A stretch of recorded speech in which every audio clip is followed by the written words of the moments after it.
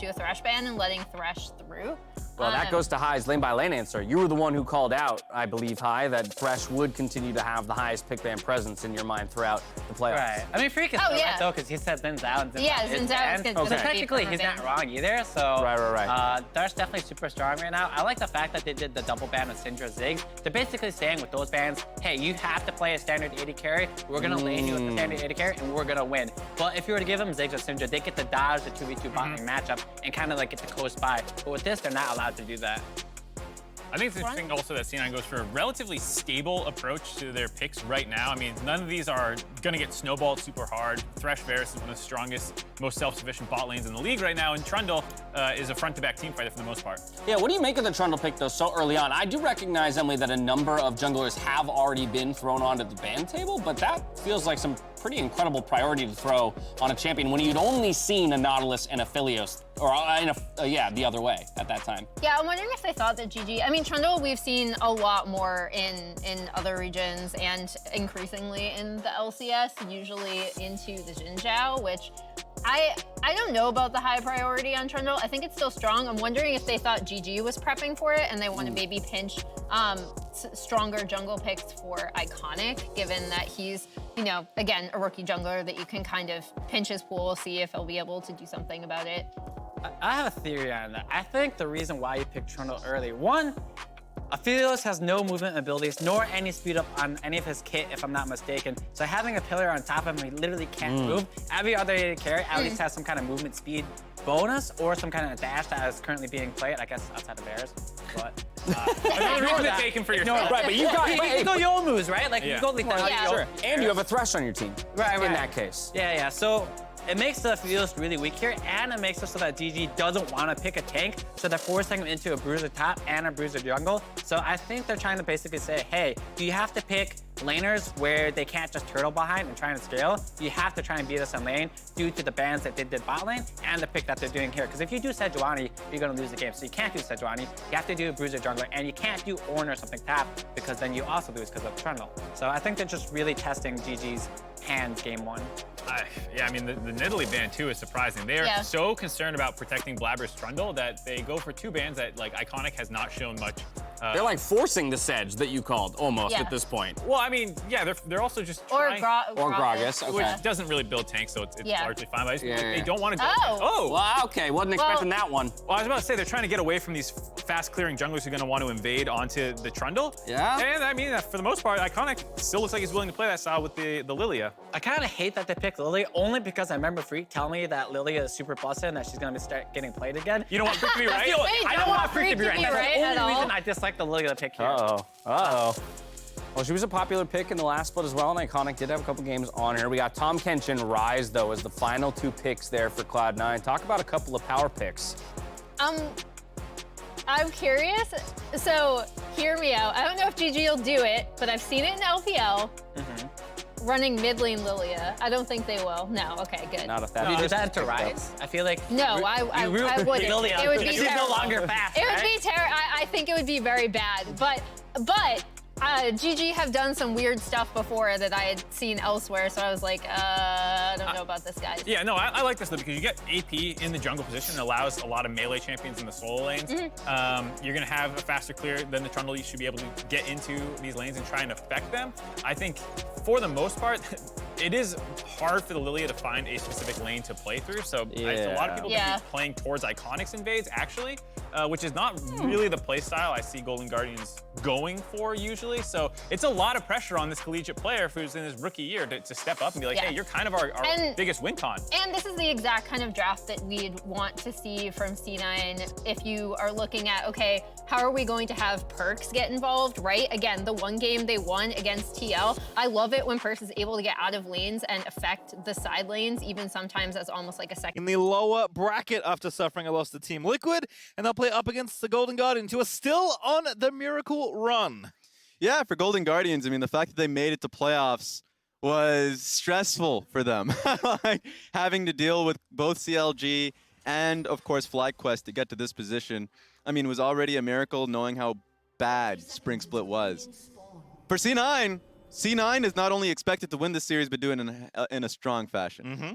So This one's going to be interesting. I really enjoy Golden Guardian's level of play here. I apologize in advance. Couple of tweets there from both mid laners. Amazing. Always fun to see. Perkz and AblazeOlive, two very differently experienced players at this level of play. Hey, look at that!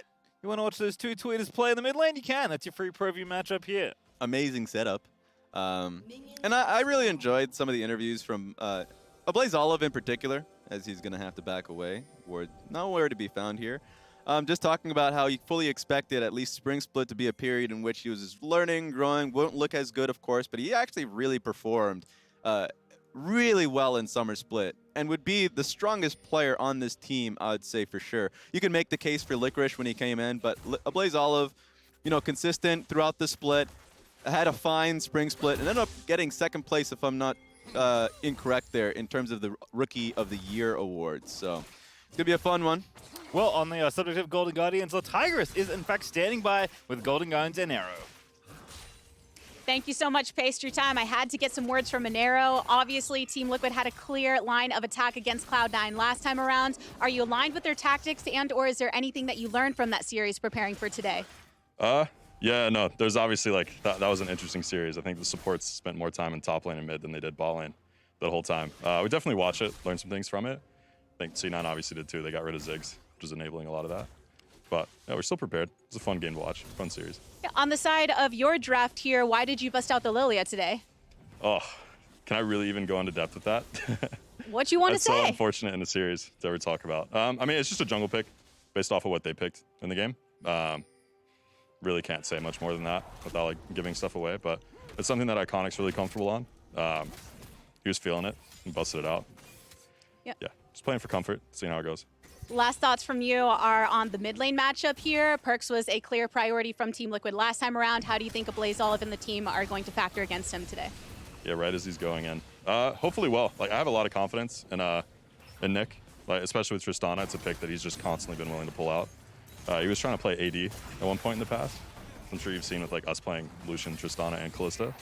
So it's a pretty nice pick for us that we just enjoy having him on. Helps have a lot of priority early game. Help him kind of dictate what's happening on the map. The versatility continuing to come into effect. Thank you for stopping by, Anero. We're going to head things on back to the cast. Yeah, great information there. I mean, just at the very tail end of it, talking about the priority of the lane is it's always been the case for Tristana. And I think working alongside Iconic here, for me, has always been the goal, or at least what Golden Guardians have been working towards. They've had very bloody early games. The champion kills per minute is actually quite high for this team. And a lot of it's been based around getting AblazeOlive out of lane and trying to set up for like well-timed dives. They're going straight for Perkz now. Oh, yeah, don't think connected. Not that it would matter, of course. Lillia not 6, so can't put Perkz to sleep. But Perkz going to proc the phase rush and hold on to his flash. AblazeOlive already has TP'd back into this mid lane, and Perkz is under a lot of threat. You have no mana. You have to get out of this lane very quickly as Ryze. Yeah, it's not too bad of a situation because of what you just mentioned. He's holding on to the TP. So that was a call purchase that AblazeOlive was able to get for himself. Meanwhile, I mean, sure, he's going to be coming back with tier boots. I think both of them are just going to be fine. He's going to be able to TP back to and pick up this full wave. My question is, what is AblazeOlive going to use with this pressure? On this timer, I'm expecting a ward to be placed around Raptors. Let's see what it ends up being.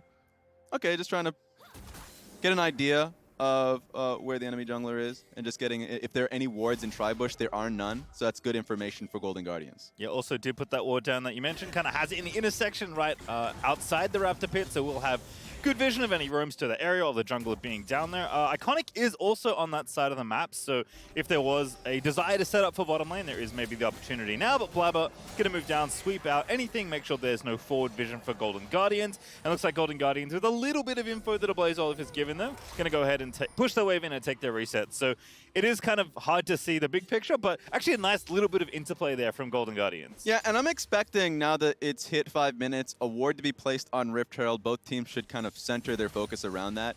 It's always been the case whenever First Dragon is something that both teams don't see immediate benefit from, so in this case it's going to be Cloud.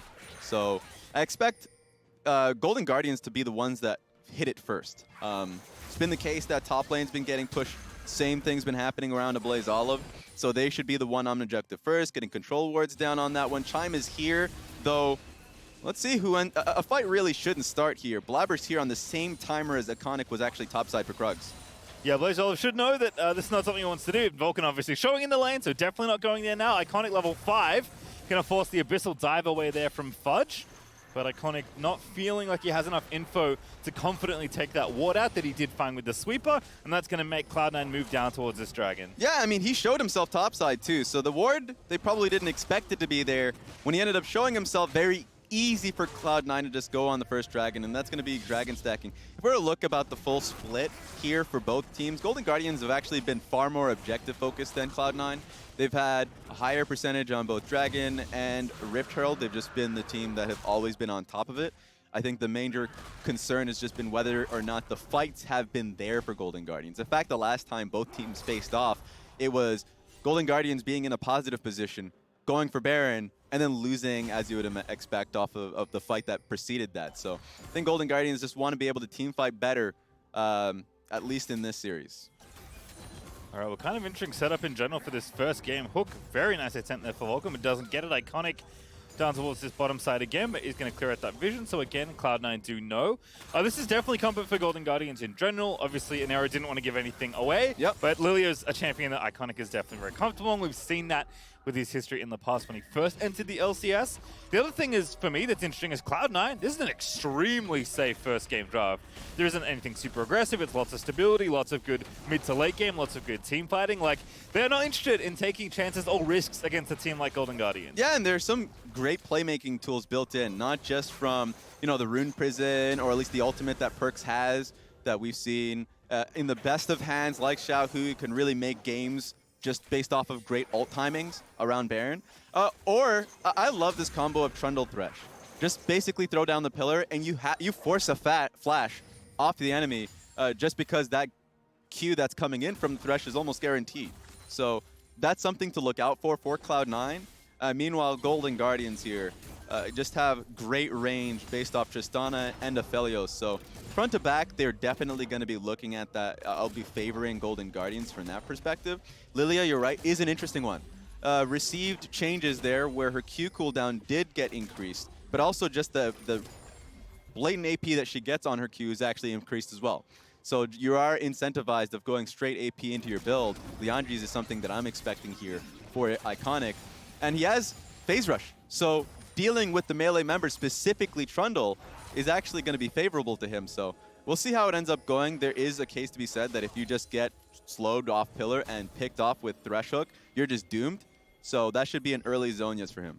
All right, well, this is kind of the first major fight here as both teams are jostling for this Rift Herald. Iconic's going to start it. Great hook there. Roompers are going to kick it off, and that's first blood. AblazeOlive dies in the air to Vulcan. And Iconic's like, anyways, I guess I'm leaving this Rift Herald. Beautifully done there from Cloud9. Just instantly, Rune Prison comes back. It was an empowered Rune Prison, and Vulcan was on it with a quick flash on that one. So perfectly placed. They're going to be the ones that are gifted Rift Herald now. And I wonder where they're going to place it, because getting Vulcan out of lane early, incredibly powerful. So I'd want the Rift Herald to be placed bot side. So take a look at this. I mean, it was flat. It was fast the moment they saw him contesting through the bush on the left side of the map. He's like, okay, this should be an easy Rune Prison for me. It's going to cost Vulcan to flash, but I don't think any play is going to be made in any time soon. Yeah, that flash not only gets first blood goal, but gets C9 the Herald as well, which was what Golden Guardians were looking for alongside Cloud9. So very effective use there of the CC, combining and Vulcan getting out of that lane nice and early to try and affect the map. And again, this is kind of like what I expect from Cloud9. Vulcan has been very consistent, right? Fudge has as well, but yeah, he's swapped to a tank, Perkz is on Ryze, and Vulcan's got the playmaker. They first picked this Thresh. Like, to me, this is putting power in the consistent hands for Cloud9 and decreasing the volatility in the game. Yeah, I mean, decreasing it with a question mark, because one thing I picked up from Anero's interview that I agreed with, I mean, when Cloud9 went up against Team Liquid, it was essentially the supports just leaving the lane, saying, all right, bro, I'm gone. And that's what we've been seeing here from Vulcan specifically, has been constantly mid, and oftentimes with a numbers advantage over Chime, who's been there, because while Blaber's been actually around just to see if they can make a pick off of AblazeOlive, Iconic's been the one that's been farming. So while it's resulted in Iconic being able to pick up that XP advantage and all these things, it's actually just been benefiting Cloud9 far more and making it harder for Olive to get the push.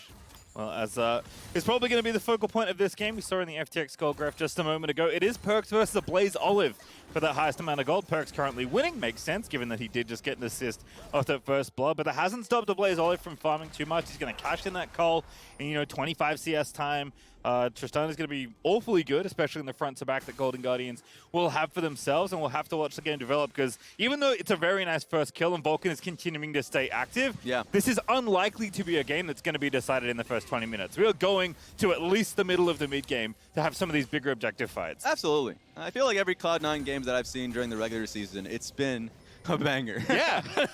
When they're behind a 3K goal lead, they'll find that team fight. Later on, when they're ahead, it's the same thing. So team fights are going to be incredibly important. They're doing a great job around the vision, by the way, so it's completely dark here for Golden Guardians. They want to contest this. First Dragon's been there for Cloud9. Here comes TP. Vulcan already got ulted up by Chime. They're going to go in for the flash hook. Vulcan will be picked up there. AblazeOlive getting some revenge as Licorice TP down, looking for Zven, but not going to find it. Yeah, he pulled out a little bit too late because Perkz and Blaber were already on the mid lane wave here. So instead of using that first push to get control of Dragon, they're just going to try and get as many turret plates here. So it'll be split between Perkz and Blaber, but the goal was for the second Dragon, and Golden Guardian stopped that. All right, well, a lot of attention mid lane again, continuing to get Perkz further ahead in gold. He'll hold on to that lead. You have to imagine Dragons being split isn't bad. Cloud9 will happily trade away that mountain. Yeah. And Infernal Soul's going to be the one that will be important for both teams. But again, kind of the theme of this game is it is not going to be super quick, right? The teams are going to be playing for that soul. True. This has definitely been different from the higher champion kills per minute that we've seen in the regular season versus now, where it's definitely going to be a lot more measured. That's just playoff play. Sometimes you get bangers. Woke up in the morning watching the LEC matchup and you get like crazy games. But here specifically, when you're in a knockout situation, you do not want those mistakes really costing you. Individual mistakes, more importantly. So in this case, Cloud9 made the call. They could have gotten, should have gotten second Dragon. One mistake was made, and now Golden Guardians are still in it. Yeah, it's FTX gold advantage 600 or so right now for Cloud9. So not too big, but again, game trending in the right direction, especially for Perkz. He's got the blue buff right now, feeling awfully good about his 1v1 with those turret plates being worn away. He's got less than a minute to finish them off. Probably not going to get them, but hey, still got the gold lead off the Herald. Yeah, major items are coming through right now. Shield Bow being picked up from Stixxay, from Licorice. It was Gore Drinker, and Anathemas from Fudge. So it's going to definitely embolden these teams to want to take more fights. The next Dragon you would imagine would be the case. It is an Infernal map and Soul. So it's going to center a lot of the teams away from Baron and towards that objective. And also increases the creativity with the walls that it ended up breaking. So I think that would favor Golden Guardians to a certain degree, knowing that Renekton now has more freedom for flanks. As I say that, forget about Perkz. As a player, his career has been being a playmaker.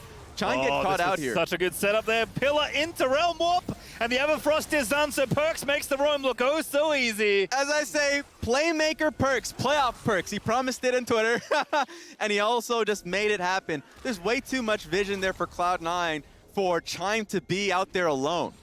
So now it's going to be impossible for Stixxay to take the bottom lane wave, knowing that he's not going to have the support. Makes it C9 is now emboldened to take full vision of the enemy blue side jungle. Yep, Vulcan just plopping wards into the brushes. Plenty of vision there as Golden Guardians are going to have to fend off the rest of Cloud9. So coming into this series, Zven led AD carries 9.8 CS per minute. That's pretty good. Basically perfect CSing as AblazeOlive gets hooked. Oh, that's such a good chain CC. But the rest of Golden Guardians there, no one can follow up though, and Perkz barely takes any damage in trade. Yeah, that's a 2v4. Insane, right? And it started with Vulcan's hook, so it's congrats to him basically stymieing that play from Golden Guardians. Blaber's got to have to walk out here, but my point being, the entire movement from Cloud9, the vision control that they have bot side, 2 waves where Stixxay literally had to lose it because of either Chime getting picked off or Iconic showing on top side of the map. It's making it so there is a huge goal difference now in the bot lane alone. Perkz is leading the pack, of course, 6,200. So the carries from Cloud9 are thriving. And I think for me, like one of the stock things, especially compared to at least the regular season, is like, how many games have we seen Fudge go off in a different matchup? Yeah.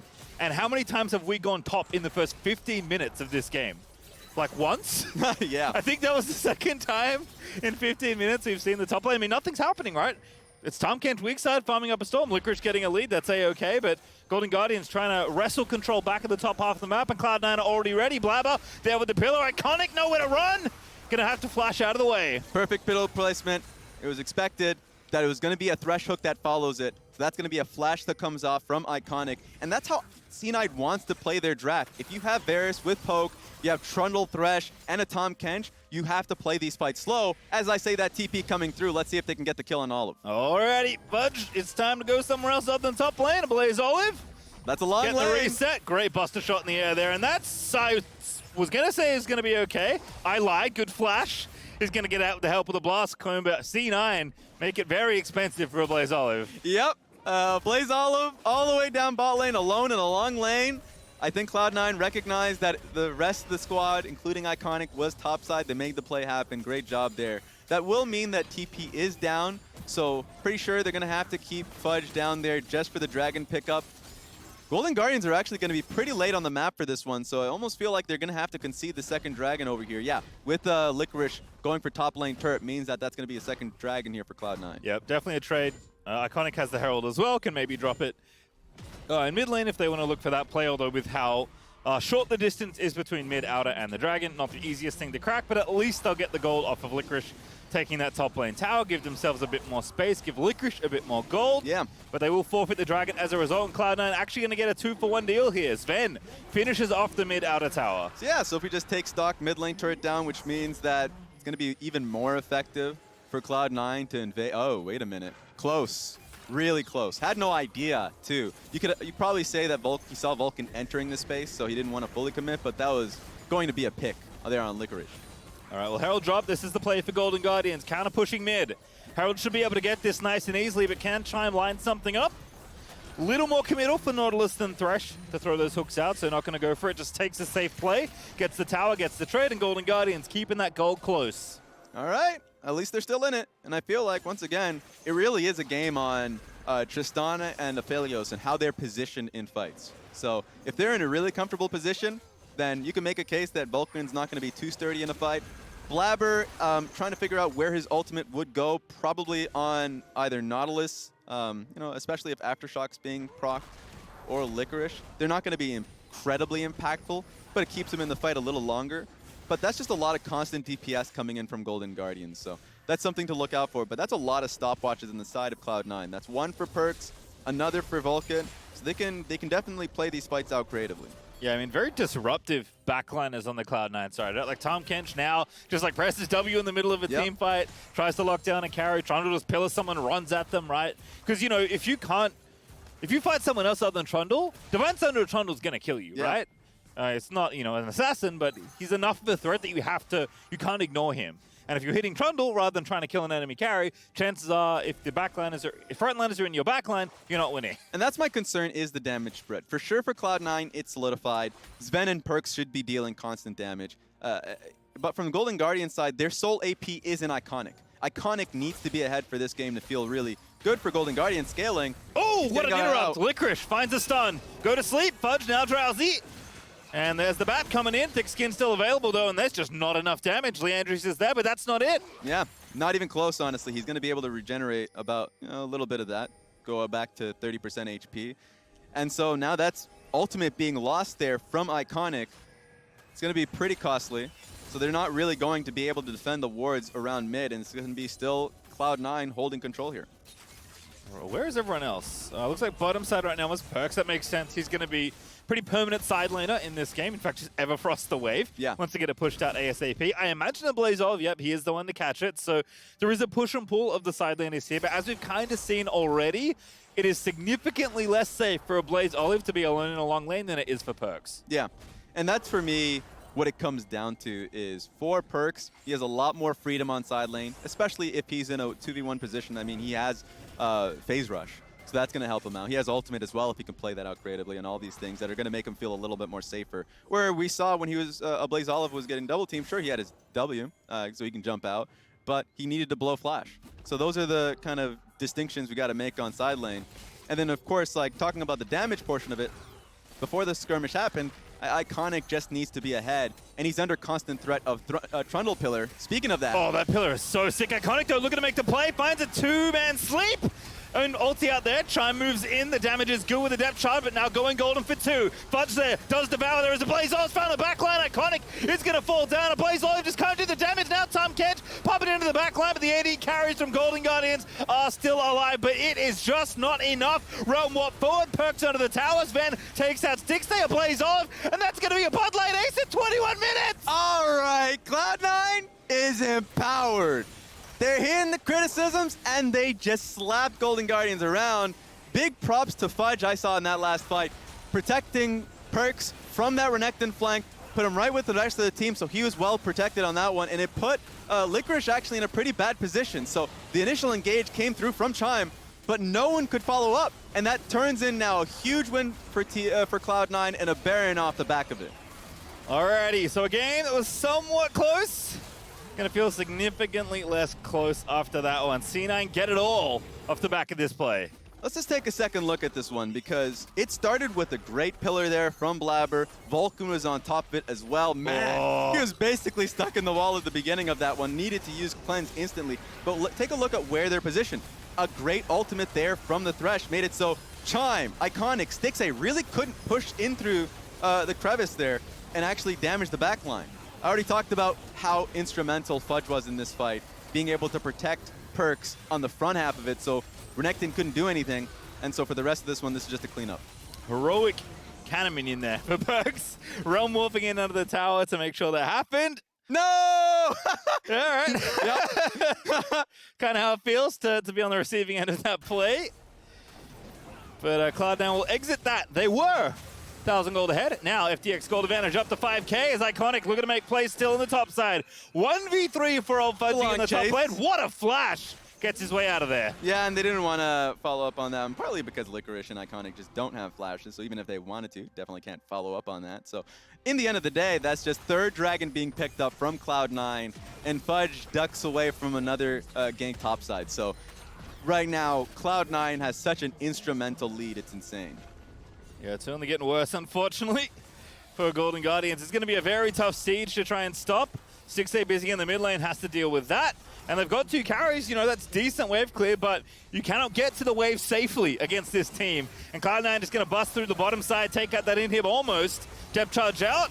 TP coming through. Now the counter punch there. Licorice gonna get shredded to bits. Perkz takes him out. Ulti out as Stixxay does barely any splash damage as Fudge. He's just roaring through the front side. Vulcan again can't miss with the hooks. It's AblazeOlive getting his way out of there with the rocket jump. But they lose the inhib. Zven almost finds the snipe on the back end of it. And Cloud9 might just end the game on this Baron push. Oh my god. Licorice got his slice and dice cancelled by the pillar.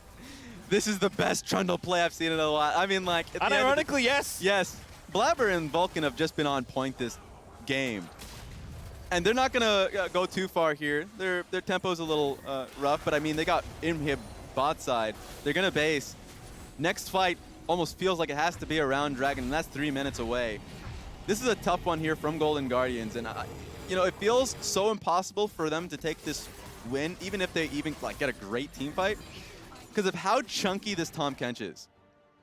He is on 2 items and is just straight armor from the rest of it.